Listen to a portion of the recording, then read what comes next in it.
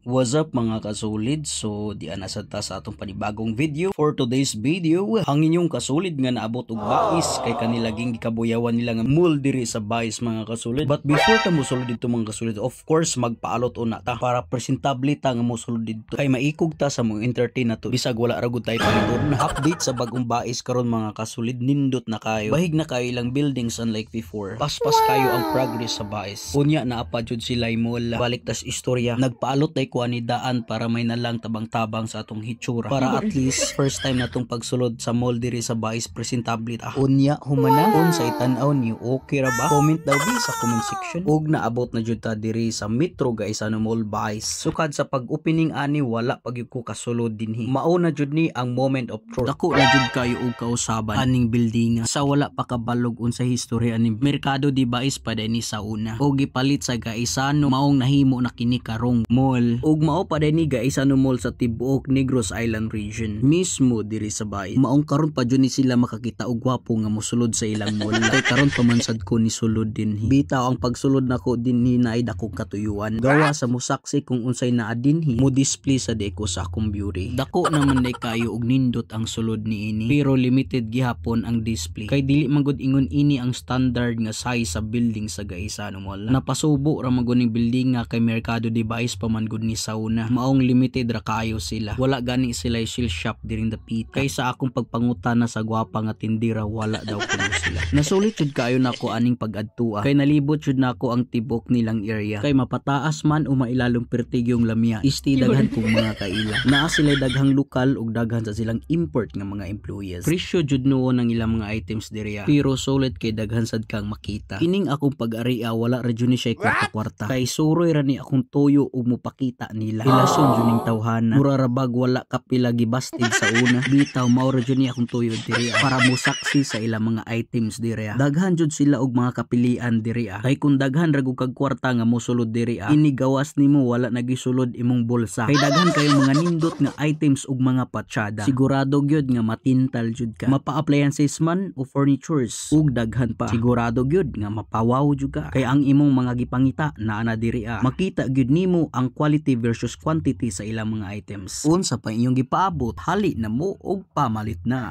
Nag-advertise naman hinuunta aning dapita. Sige lang basin di ay og nakita ni sa tag-iya. Matagaan ta og commission aning video ha. Ug himuunta nilang promoter anilang mga items diriya. Bisag libre lang nga pagkaon okay na ta dihan dapita. Ug kauban ang tibuok pamilya. Bitaw balik ta sa istorya. Taod-taod na jud kog din libot-libot diring dapita. Pero wala pa jud koy napalit bisag usa. I-online na jud in taon akong bagtak og nilibot-libot diriya. Kay wala pagud sila mga benches nga pwede natong kalingkuran. Sakto ra sad ni ang ilang ideya nga wala sila gabutang og mga lingkuranan. Kay naamang goy mga shoppers nga mapahimuslanon ang uban. Igo ra mo sulod mo tambay og magpabugnaw sa sulod. Kay ang tinuod nga customers dili lang na magdugay pag humagpalit sa ilang naganahan. Sa wala maglangan ni gawas na gyud ko. Sakto na siguro to nga makakita sila og gwapo. Ug nibalhin na sad kog laing tindahan. Kay sa tinuod lang mao lang day ni akong tuyo mo palit og tila para sa among lakan og lakambing. Kay bali na akong sulbod sa mga tindahan wala man jud koy nakita nga tahi na daan. Mao kanina lang akong gipalit para makapauli na ta.